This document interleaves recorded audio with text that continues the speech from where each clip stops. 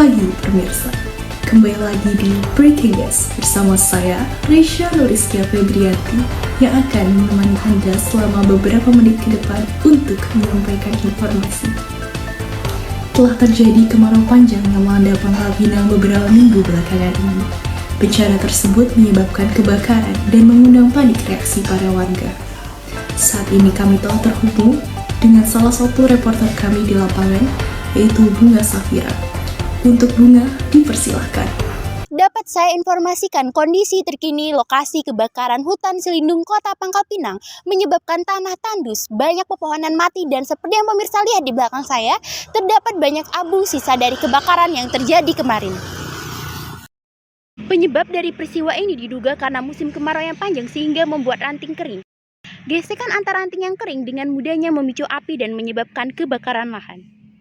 Pemirsa, saat ini saya sedang bersama dengan narasumber penduduk di lokasi kejadian.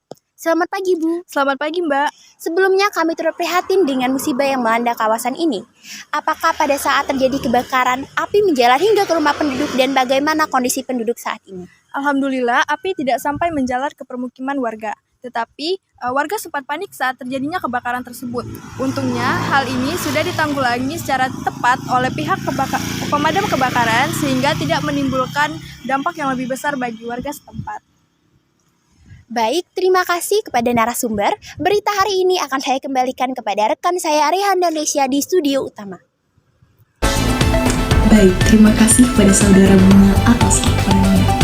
Masih dilanjutkan dengan berita seputar kemarau di Pangkal Pinang, di mana salah satu sungai yaitu Sungai Rangkui mengalami kekeringan. Setiap harinya, debit air di sungai tersebut semakin menurun. Kami juga telah terhubung dengan salah satu rekan kami di lapangan yaitu Chesa Salika Maharani. Kepada Chesa, dipersilahkan.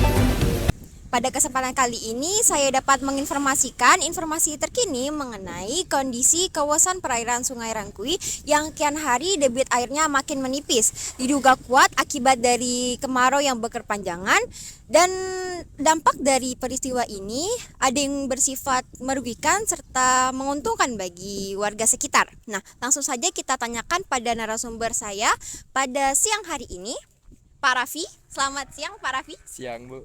Ya, jadi saya ingin bertanya nih Pak mengenai kondisi Sungai Rangkui yang kemarin itu ada peristiwa unik yang terjadi di mana warga-warga setempat beramai-ramai datang ke sungai untuk mengambil ikan. Apa benar Pak? Ya itu benar. Kemarin dan sebelum-sebelumnya juga telah terjadi tradisi mengambilkan ikan di sungai ini pada setiap tahunnya dan itu menjadi salah satu ekonomi warga pada saat musim kemarau ini. Oh, jadi memang air Sungai Rangkui ini selalu berkurang ya debit airnya ketika kemarau, Pak? Ya, selalu berkurang. Namun pada tahun ini lebih ekstrim debit airnya mengurang. Oke, baik. Untuk peristiwa ini sudah terjadi sejak berapa lama, Pak? Untuk tahun ini kemungkinan 1-2 bulan lah. Untuk dampak merugikan bagi warganya apa aja Pak? Untuk yang merugikan sih lebih ke hewan buas sih, seperti buaya yang terkadang lebih ke arah ke daratan dan air bersih mengurang di mana PDAM melakukan air ini menjadi air bersih. Dan itu sangat-sangat merugikan warga. Oke, baik Pak. Jadi usaha warga sama pemerintah setempat untuk mengatasi hal ini apa Pak? Untuk di hewan buas seperti buaya itu melakukan penangkapannya serta untuk air bersih meminta pemerintah untuk melakukan air bersih kepada warga yang membutuhkan. Oke, baik. Terima kasih ya Pak Raffi sudah menjawab pertanyaan-pertanyaan kami. Kita doakan sama-sama semoga keadaan Sungai Rangkui ini bisa kembali normal dan aktivitas warga bisa berjalan dengan lancar seperti biasa ya Pak. Oke, baik. Mengakhiri berita hari ini, saya kembalikan kepada rekan Rehan dan Lesia di studio.